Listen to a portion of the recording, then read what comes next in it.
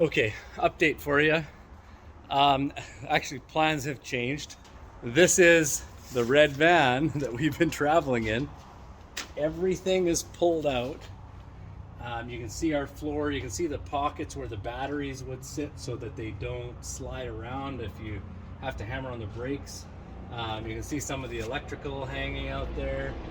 But we have now officially moved into the new van.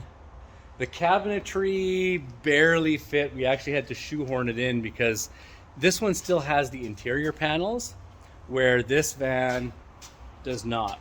This one has a custom panel that we tried building, and I realized that we could make it look nice, but it was going to take as much time as it would to build the rest of the van. So now we just keep the interior panels. But anyways, this is super tight. You can see in here these pieces we had to like shoehorn together to make work. Did you explain why we made the transfer? Oh, that's right. Yeah, so we haven't talked about that yet either. Here, give me these.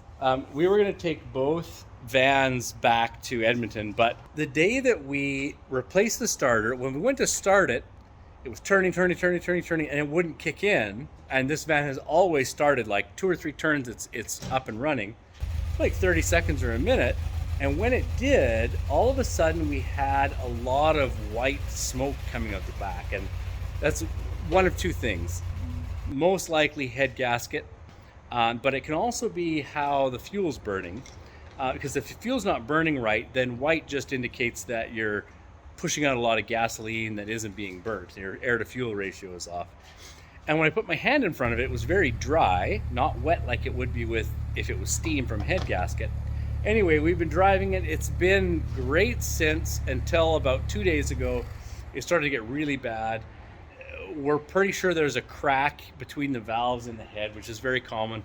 So we're actually going to leave this here until July when we come back so that he can get the head fixed and get the van back on the road 100%. That's the benefit of being where we are. Nobody else can do it as reliably as Sammy can. Marilyn keeps on thinking, why do these vans keep costing us so much? But she picked them. I love them. She loves them.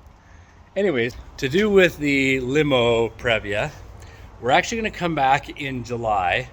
I've got everything figured out now. I'm going to design his van with the 80/20 aluminum that I used in our last van because it leaves your afterweight so light. The material burden that you put on your vehicle is so low that 100% it's going to make sense in that van because he's got the same amount of wheels. He's got 3.5 more feet of van, and so that's going to add up to a lot of weight. So we're going to do that building another time. So far I've made 2 cuts of plywood and the rest is just sitting now waiting. So yeah, this is the new van.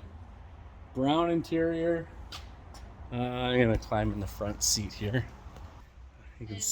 Obviously you explained this is not the way this is gonna like look. We're gonna camperize it properly, right? Yes, yeah, this one will be very similar to our last van 2.0. These cabinets really, we're just putting them in here so we have somewhere to sleep for the next few days before we get home. Maybe cannibalize some of the wood in the next build. But yeah, this van is in way better shape. Still needs a little bit of TLC, but nothing we aren't prepared to put into it because this one is lifted 2 inches. This one is supercharged. It has dual sunroofs. So like if we need to stand up to change, we can stand up and put your jeans on, put your belt on. And as long as your bottom half is inside, then it's legal. Did you explain that this was converted, that Sammy converted it from? No, I haven't yet. So yeah, this one is a unicorn, completely unicorn. Toyota never made the all-track or all-wheel drive, 4-wheel drive, and the dual sunroof in the same van. You could order a 4-wheel drive but no sunroof, or a sunroof with rear-wheel drive, nothing in between. This one was a rear-wheel drive, and Sammy actually took parts from a donor all-track, put it on this one, and so this is legitimately something you could never find unless someone built it custom. So that's kind of why we went so far out of our way to grab this one. It's just something that there's no way we would ever get anywhere else. So that being said, we're gonna wrap up, I think, for tonight. We gotta go to a grocery store, get some food.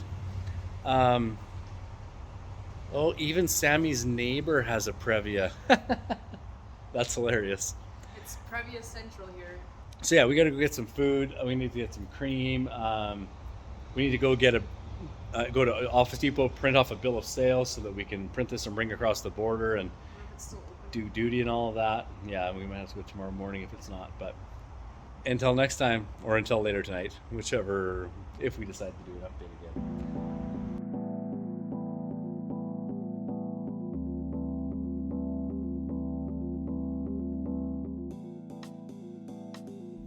Well, we've arrived in Squamish. I think now we're just gonna kick it and relax, visit with family.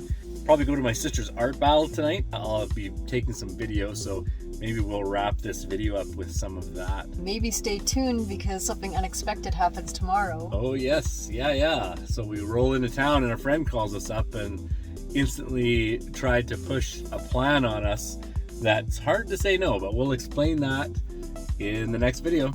Until next time.